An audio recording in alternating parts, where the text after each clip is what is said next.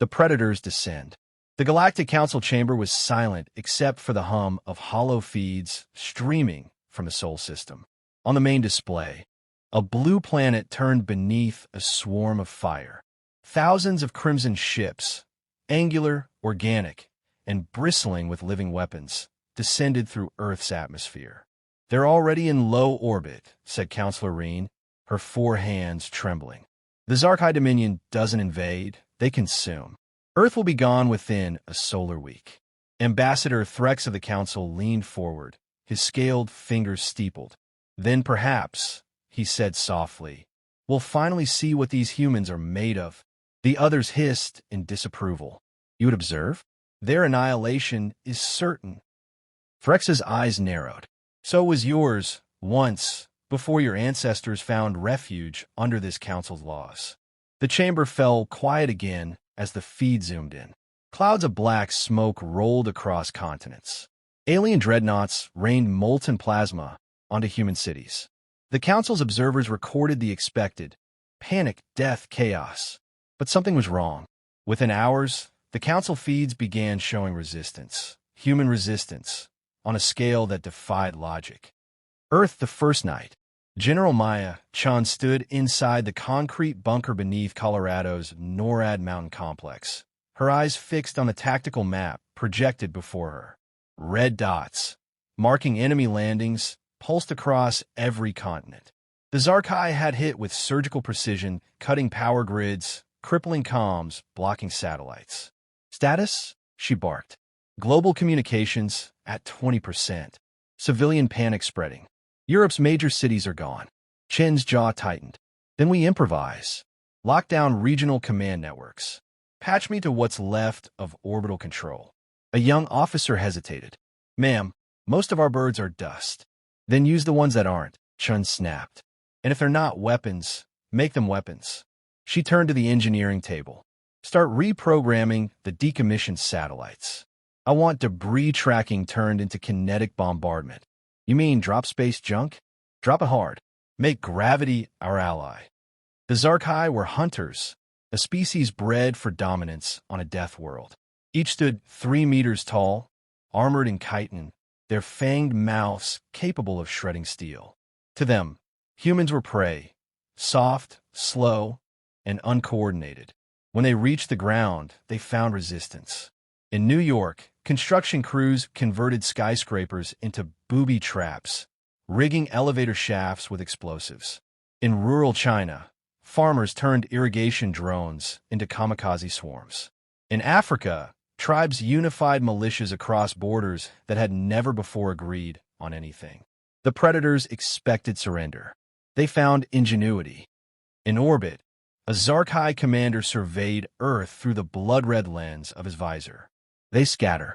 "Typical prey response," he snarled. His advisor clicked his mandibles. "Then the hunt begins."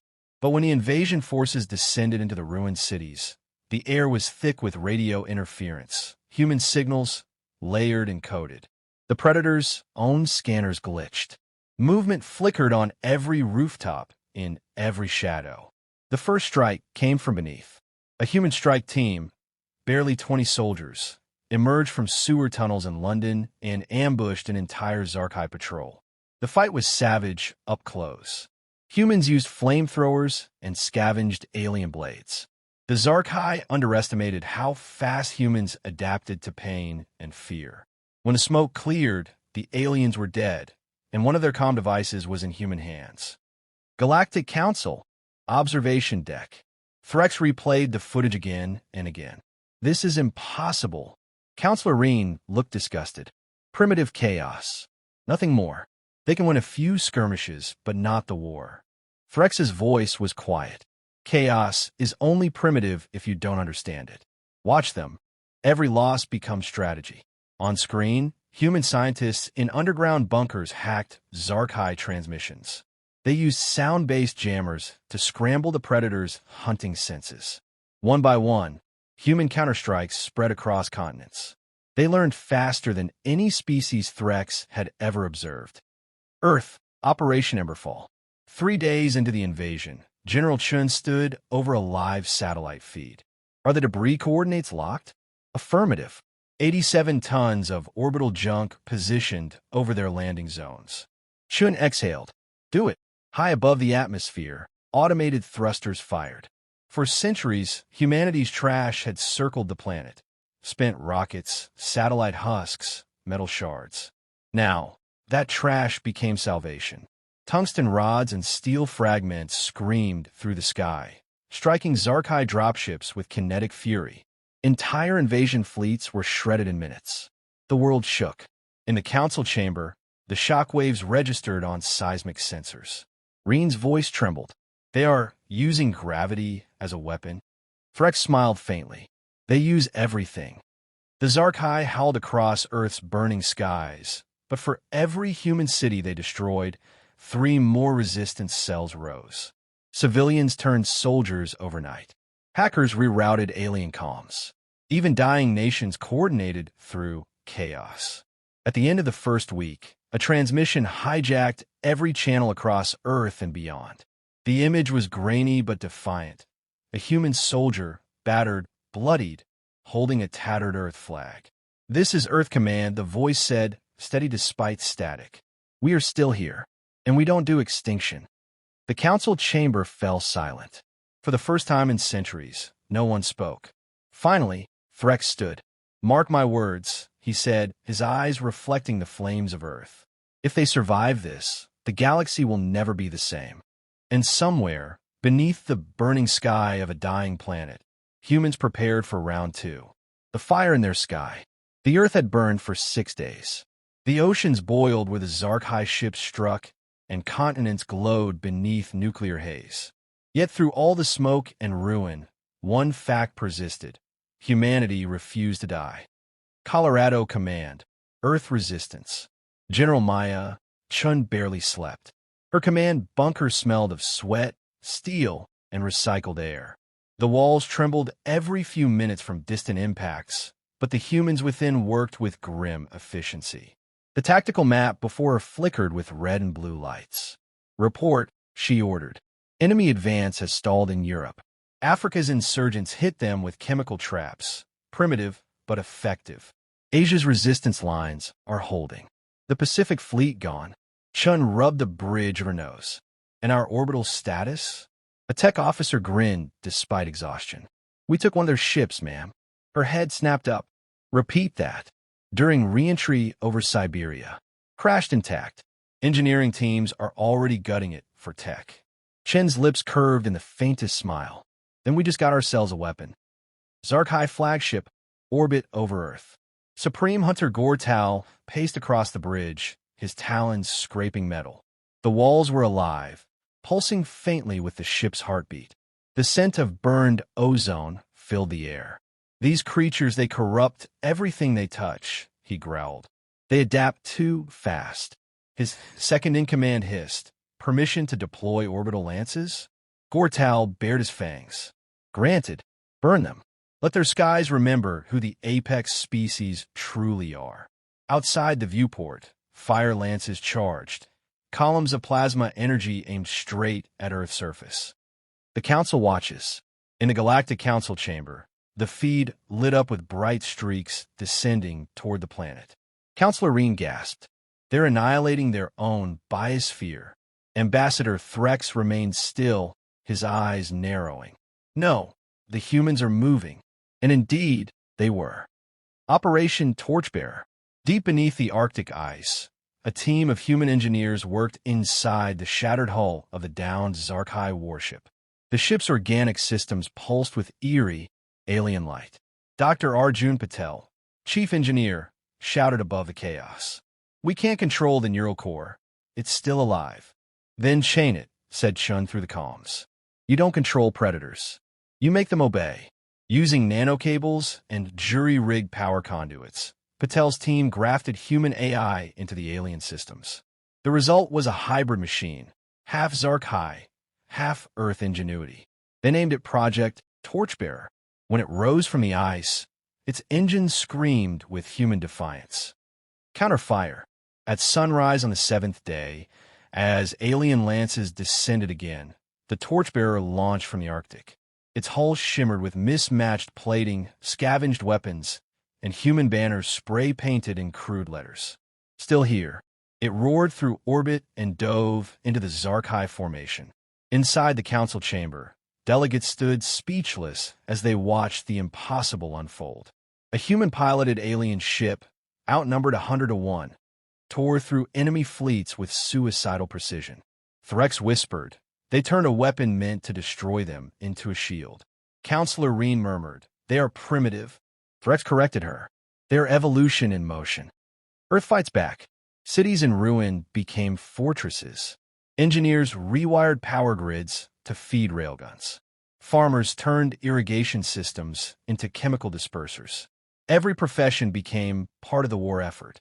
Human unity, something long believed impossible, had arrived at last, born from shared survival. In Cairo, underground fighters detonated entire city blocks to crush alien walkers. In Toronto, refugees built decoy heat signatures to lure plasma strikes away from civilians.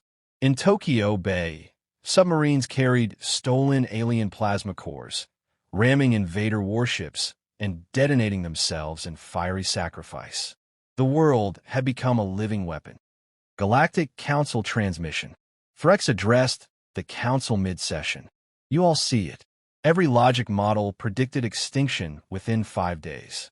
Instead, humanity gains ground.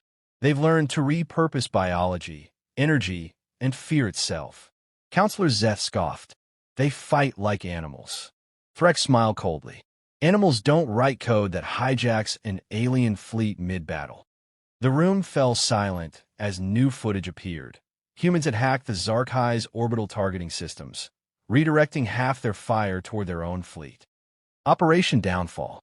General Chen's voice echoed through every surviving command network. "This is it.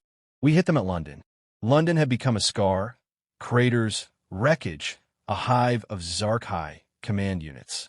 But beneath its ruins lay the last operational fusion reactor on the continent. Chen's plan, overloaded. Her officers hesitated. "That'll vaporize the city." "I know," she said quietly. "But if we don't do it, they'll vaporize the planet." As Torchbearer covered the skies, Chen's ground forces infiltrated the hive. The air shimmered with heat and blood. Human soldiers fought tooth and nail, their armor scorched, their weapons scavenged. At 0900 hours, Chen activated the fusion core. A light brighter than the sun tore through the horizon. London vanished in silence. When the blast faded, the Zark'hai fleet above was gone, disintegrated by the shockwave. Aftermath. In the Galactic Council Hall, the explosion's echo reached through space as data. No one spoke for several minutes. Counselor Reen whispered, "They destroyed their own city." Threx nodded. "Yes, to save their species." "Tell me, Council, how many of us would have done the same?" Earth, 2 days later. The skies cleared for the first time. The Zark'hai ships withdrew into orbit, their lines fractured, their leaders slain. Across the world, humans emerged from bunkers, dazed, broken, but alive. Chen stood outside the ruins of her command post, watching the sunrise burn through the haze. "Status?" she asked. "Zark'hai retreating, ma'am. For the first time ever, they're running." She smiled faintly. "Then we just made history." Council Observation Log. Threx, entry 2297. The humans did not win through strength. They won through will. They made weapons out of debris, soldiers out of civilians, and courage out of despair. If this is what they are when cornered, the galaxy should pray they never seek conquest. And above the battered Earth, the alien sky still burned with the fading fire of human defiance, a reminder that even prey, when cornered, can bite back hard enough to change the universe. When prey fights back, the war had dragged on for 40 days. Earth was scarred beyond recognition. Oceans burned with alien fuel, skies filled with drifting wreckage, continents fractured by bombardment. Yet the species that refused extinction still stood. For the Zark'hai, victory had turned to confusion, then fear.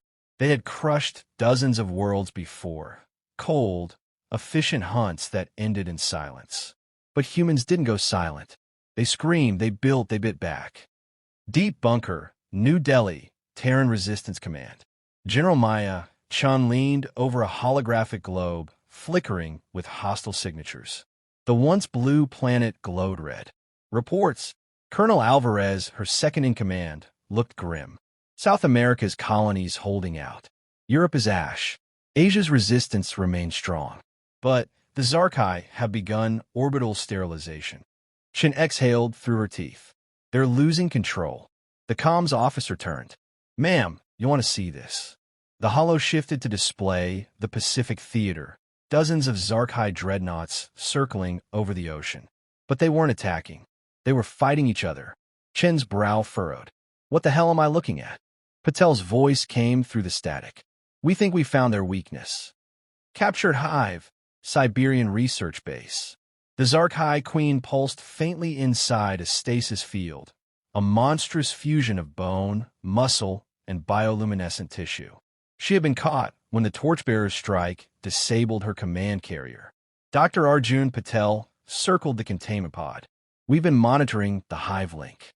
Every Zark'hai is connected telepathically through psionic resonance. That's how they coordinate. Chen's voice echoed through the comm. So if we break the signal... Patel nodded. We shatter the Hive. He gestured to a complex lattice of machinery. We're building a counterwave, a frequency tuned to disrupt their neural sync.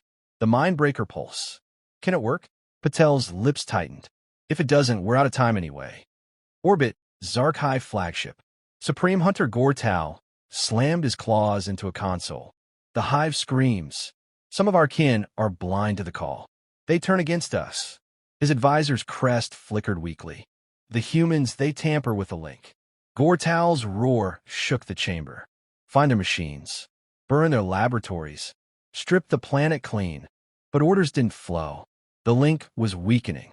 Zark'hai captains barked conflicting commands, fleets circling without cohesion.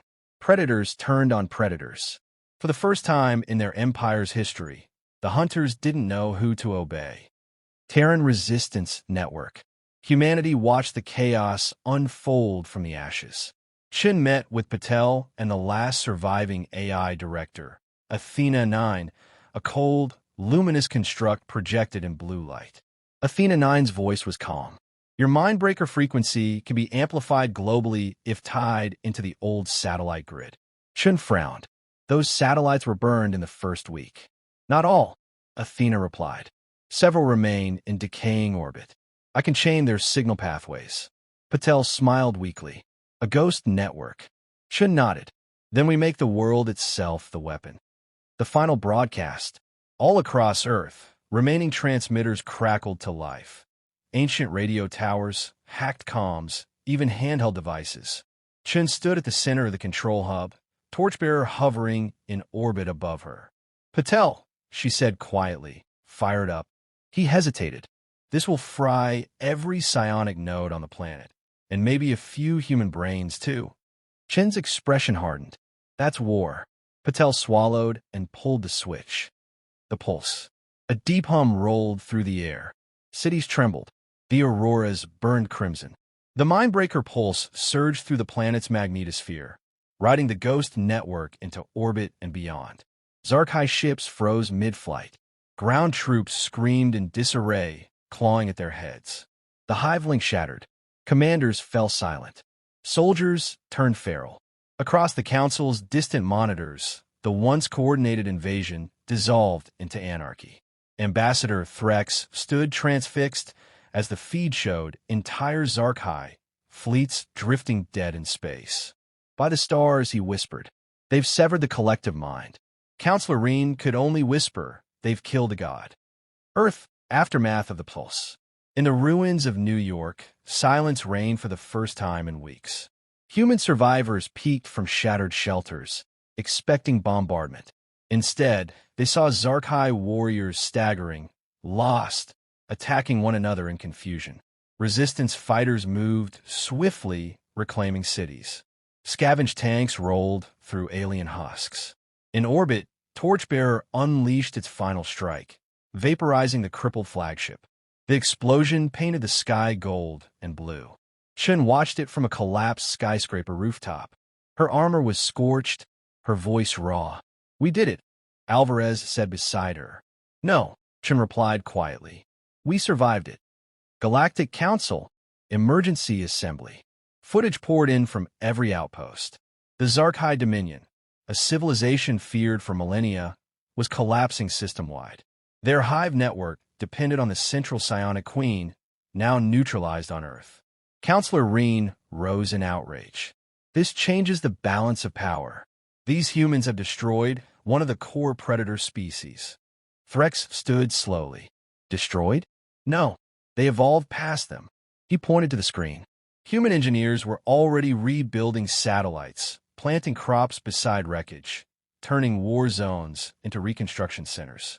"They conquered without seeking dominion," he said. "They fought not for empire, but for survival. Tell me, Council, how do you rule over a species that refuses to kneel?" Earth victory dawned. At sunrise, the smoke parted. The horizon glowed red and gold. General Chun stood atop the reclaimed torchbearer, surrounded by exhausted soldiers. She looked at the battered blue sky and whispered, "They came to hunt us. We taught them what it means to be hunted." The crowd around her erupted in weary cheers. Some cried, others simply stared upward, watching as alien ships fell from orbit like dying stars. For the first time since the invasion began, Earth was theirs again. Council Observation Log. Threx, Entry 2322. Humanity has rewritten the laws of conflict. They turned chaos into strategy, weakness into unity, and pain into purpose. The galaxy will not sleep easy tonight, for it has witnessed the birth of something it cannot control, a species that refuses extinction. The reckoning. The war had ended, but peace was not gentle. Earth lay quiet beneath pale skies, wrapped in the smoke of victory and the ashes of loss. The Zark'hai hives were broken, their war fleets scattered. Across the continents, survivors emerged, gaunt, hollow-eyed, and stubbornly alive. Humanity had won, but the galaxy wasn't sure what that meant. The arrival. For the first time in centuries, the Galactic Council summoned an emergency convocation that spanned every known species. Thousands of envoys filled the titanic chamber of the Araxis Spire, a construct so vast it shimmered in low orbit above a binary star. The seats reserved for extinct worlds stood empty, silent testament to civilizations that had failed where humanity had succeeded. At the heart of the chamber, beneath a hovering sigil of unity, floated Ambassador Threx of the Lamari, the one who had argued for Earth's destruction mere months ago. Now, he stood in stunned silence as the doors opened and the human delegation entered. The council had expected victors, grand, arrogant, adorned in trophies.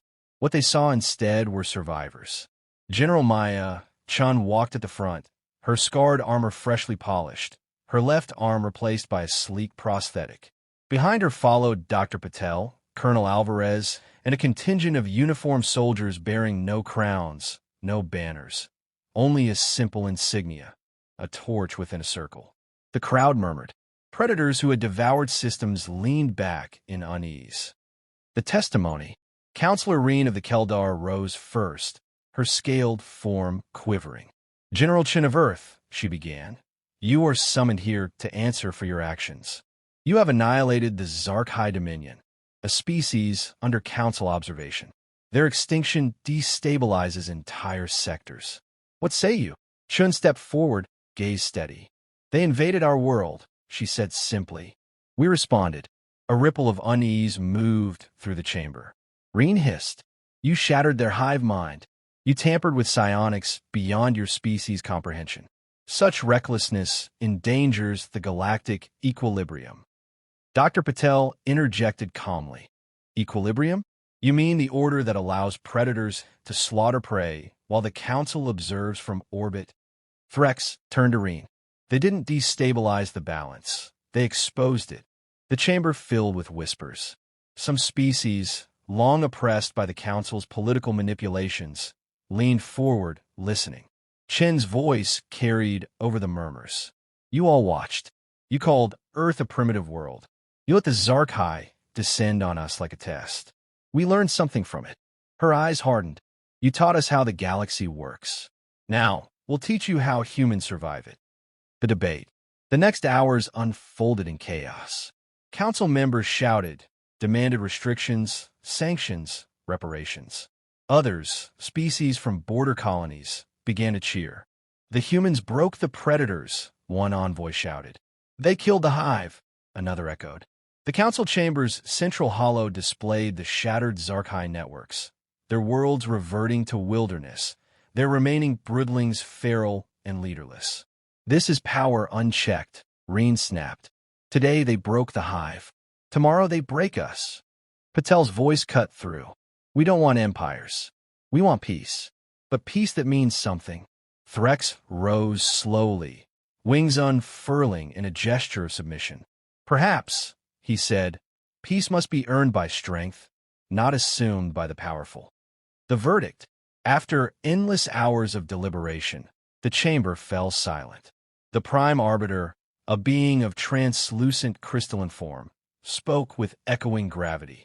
Humanity of soul, the arbiter declared. Your actions have forever altered the galactic order. The council cannot punish survival, but neither can we ignore what you've become. Chun stepped forward. We didn't ask for your recognition. The arbiter's core flickered brighter. Recognition is not a gift. It is inevitable. Henceforth, humanity is granted provisional council membership as an independent defense entity. You will hold the title of Terran Vanguard. The chamber erupted, some in applause, others in outrage. Threx smiled faintly. Welcome to the galaxy, General. Chin's reply was quiet but firm. We were always here. You just weren't looking. The legacy. Weeks later, on the reborn Earth, the soil began to heal. Forests spread where battlefields had burned. Alien ruins were dismantled and repurposed as foundations for new cities. Humanity's reconstruction efforts became symbols of resilience across the stars. Refugees from other species began arriving, seeking help. Worlds once oppressed by the Zark'hai, now eager to learn from the humans who had beaten them. Chun walked the fields of a reclaimed Pacific island, where volunteers planted seedlings in alien soil. Patel approached, holding a datapad. Council fleets are watching. Some still fear us. Good, Chin said. Fear keeps predators at bay, but hope keeps the rest alive. Above them, a new orbital ring shimmered. The Terran shield, not a weapon, but a sentinel array built to protect rather than destroy. The Council's reflection. Back in the Araxis Spire, Threx composed his final report to the Galactic Council. The humans do not conquer. They endure, then rebuild stronger. Their strength is not born of domination, but defiance. Where others see ruin, they see potential. Where others retreat, they plant roots. The galaxy will never again underestimate Earth, for the species that outlasted the predators has now become the balance itself. Epilogue: The New Dawn. Torchbearer rose again, refitted and gleaming, its hull engraved with names of the fallen. From orbit, Earth glowed vibrant and blue once more. Chun stood on the bridge, looking down. Alvarez approached quietly. Orders, General? She smiled faintly. We're not fighting anyone today, Colonel. We're going exploring. The stars stretched out before them. Vast, untamed, waiting. Humanity had started as prey. Now, they were the gardeners of survival, sowing life where death once reigned, carrying their lessons to every dark corner of the galaxy. As the Torchbearer's engines ignited, Chun whispered a final command. Let them be stunned again. And with that, Earth's first Vanguard fleet leapt to the stars.